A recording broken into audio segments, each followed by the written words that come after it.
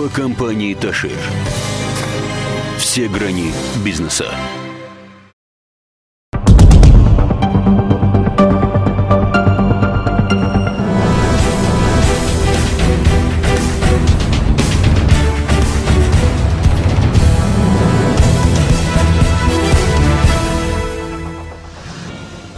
Մահվան ելքով ավտովթար է տեղի ունեցել Վանաձոր Սպիտակ ավտոճանապարհին շրջանառության մեջ են մտնում նոր անձնագրերը անձահաստատող փաստաթուղթը ստանալու համար դիմողները հունվարի 1-ից կստանան նաև նույնականացման քարտեր։ Կանանց սոցիալ-տնտեսական հզորացում Հայաստանում ծրագրի շրջանակներում ընդլայնված հանդիպում Լոռու մարզպետարանում եւ լոռեցի կարատեիստներին դիմավորել են Զվարթնոց օդանավակայանում, ինչ հաղթանակներ բերեցին նրանք կպատմի մոլորակը։ Մարզային Ֆորտունա հեռուստաընկերության եթերում իր աշխատանքն է շարունակում մոլորակ լրատվականը, ես Սարգիս Գոքորյանն եմ, բարև ձեզ։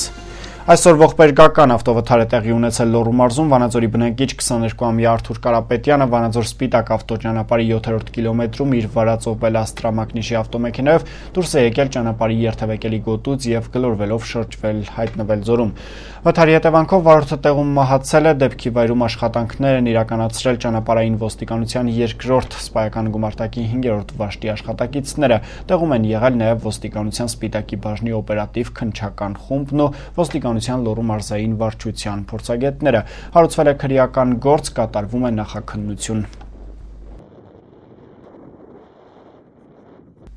Շրջանառության մեջ են մտնում նոր անձնագրերը անձահաստատող փաստաթուղթ ստանալու համար դիմողները հունվարի 1-ից կստանան նաև նույնականացման քարտեր։ Այլ մանրամասներ տեսանյութում են։ Էսա, իհարկե, հարմարավ միշտ իմ մոտ է, երբեք ես անձնագրի, սա նույնականացման քարտն է։ Հունվարի 1-ից Հայաստանի այն քաղաքացիները, որոնք կդիմեն անձահաստատող փաստաթուղթ ստանալու համար, կստանան նույնականացման քարտեր, հին նմուշի անձնագրերը աստիճանաբար մինչև դրանց ժամկետի ավարտը դուրս կգան շրջանառությունից։ Նույնականացման քարտը կլինի քաղաքացու ինքնությունը հաստատող փաստաթուղթը Հայաստանի Հանրապետության տարածքում, իսկ կենսաչափական անձնագիրը Հայաստանի տարածքից դուրս։ Կենսաչափական անձնագրերը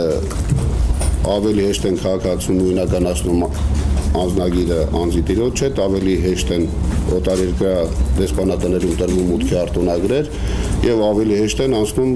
սահմանային անցակետերով։ Կենսաչափական անձնագրերի եւ նույնականացման քարտերի համակարգը ներդրվել է 2012 թվականից նույնականացման քարտի կրիչում քաղաքացու տվյալներն են՝ նկարը, անուն, ազգանունը, էլեկտրոնային ստորագրությունը, հասցեն, ծննդավայրը, ծննդյան ամսաթիվը, հանրային ծառայության համարանիշը, որից ցանկության դեպքում քաղաքացին կարող է հրաժարվել։ Իսկ կենսաչափական անձնագրում այս ամենից բացի նաև քաղաքացու մատնահետքերն են։ Փաստաթղթերը վավերական կլինեն 10 տարի, այլ երկրներում վավերականության կնիքի անհրաժեշտություն այլևս չի լինի։ Հին նմուշի անձնագրերը միանգամից դուրս չեն գա շրջանառությունից։ Բոլոր անձնագրերը իրենց մինչև ժամկետի ավարտը ուժի մեջ են եւ քաղաքացիները պարտավորություն չունեն նույնականացման քարտ կամ կենսաչափական անձնագիր ստանալու, սակայն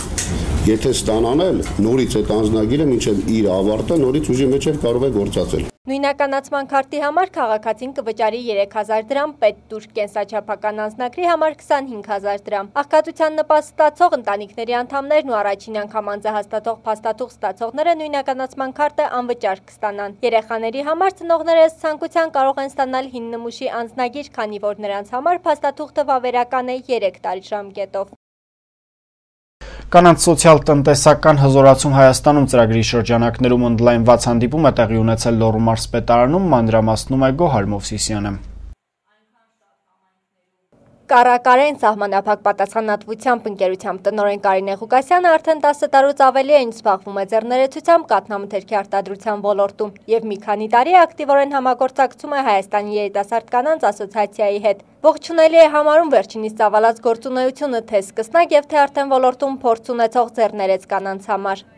Մեկս մյուսի փորձը օգտագործում ենք, որպեսզի առավել ճկուն լինենք եւ չունենանք մյուսների խնդիրները ինչ որ անցել են, այսինքն ցանկացած մեկի անցած ուղին մեզ օգնում է, որպեսզի առավել հստակ քայլերով գնանք առաջ։ Ինչպես նաեւ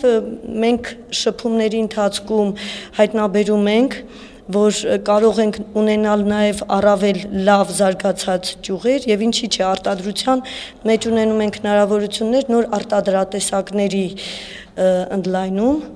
Կարինե Ղուկասյանը միակ կին ձեռներեցը չէ, ով համագործակցում է Հայաստանի երիտասարդ կանանց ասոցիացիայի հետ։ Լոռու մարզպետարանում տեղի ունեցավ կլոր սեղան քննարկում կանանց տնտեսական հզորացման հնարավորությունների եւ համայնքների տնտեսական զարգացման միջև կապը թեմայով։ Հանդիպումը կազմակերպվեց կանանց սոցիալ-տնտեսական հզորացում Հայաստանում ծրագրի շրջանակներում, որն իրականացվում է բացառապես Լոռու մարզում։ Ծրագրի իրականացման համար Լոռու մարզի ընտրությունը պատահական չէ, պարզաբանում է Հայաստանի երիտասարդ կանանց ասոցիացիայի նախագահ Լիլիթ Ասատրյանը։ Լոռու մարզը այսօր խոցելի մարզերից մեկն է։ Մի կողմից, եթե դիտարկենք մեր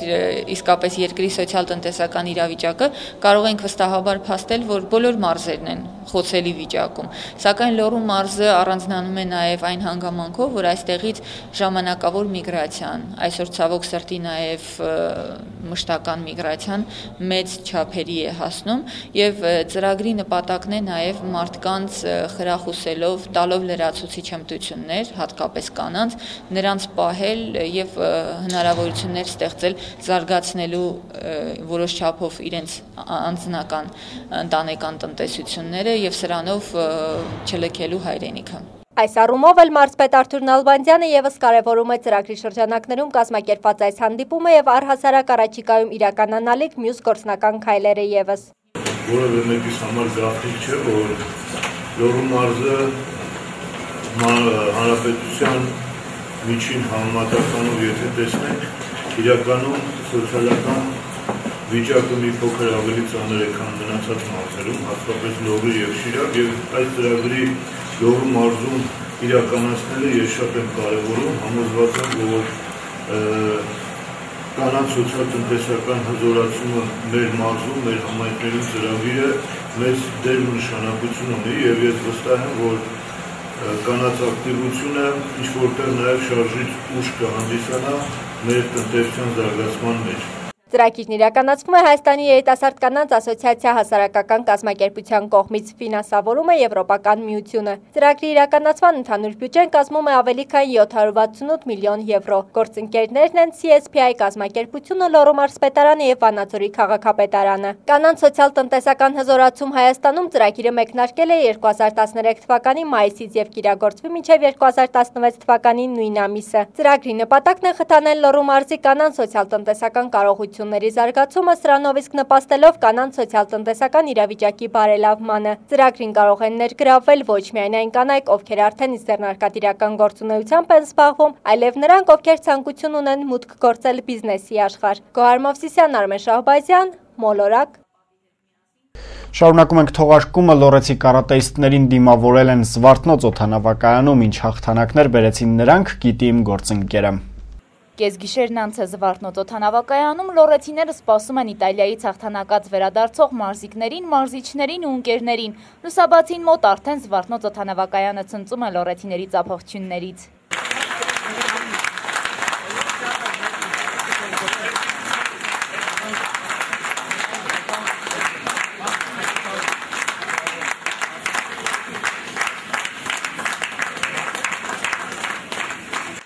Ահա հենց այսպես եռագույնը ծածանելով Հայաստան են ժամանում լոռեցի կարատեիստներն իրենց հետ բերելով լավագույն առաջատար տիտղոսներն ու հաղթանակի խորհրդանիշ մեդալները։ Հայաստանի գոձերո կարատեդո ֆեդերացիայի նախագահ եւ Յուդան Շեկաբուջիձո կարատեդո ֆեդերացիայի ներկայացուցիչը ԱՊՀ երկրներում Կարեն Մանուկյանը շտապում է շնորհավորել լոռեցիներին, քանի որ մրցաշարին Հայաստանի պատվիրակության 90%-ը վանաձորցի մարզիկներ են եղել, եւ որ ամենակարևորն է վերադարձնել ավելի սպասվածը մեդալներ, հաղթանակներ, առաջատար դիրքեր, հաղթանակի ոգևորությամբ ձեռքբերումների շարքը թվարկում է վերջինս։ Մենակ կարամ ասեմ, որ ես չէի սպասում այդքան արդյունք։ Ես անձամբ չէի սպասում այդ արդյունքները, որը մենք հիմա այսօրվա օրով ունենք։ Մենակ կարելի է զարմանալ եւ ուրախանալ։ Շնորհավորում ենք բոլորին։ Շնորհավորում եմ բոլորին։ Իտալիայի Չերվինանոֆրուլի քաղաքում 30 երկրների ներկայացուցիչների մասնակցությամբ բարձր մակարդակով կայացած մրցաշարի մասին խոսեց նաև Վանաձորի կարատեդո ֆեդերացիայի նախագահ Արման Սարգսյանը, նշելով, որ իր սաները մասնակցեցին կատա եւ կոմիտե ձևերից։ Իtāլիայում Հայաստանի ու մասնավորապես լոռեցի մարզիկների եւ իր սաների գրանցած հաջողություններից գոհ է Վանաձորի կարատեդո ֆեդերացիայի նախագահը,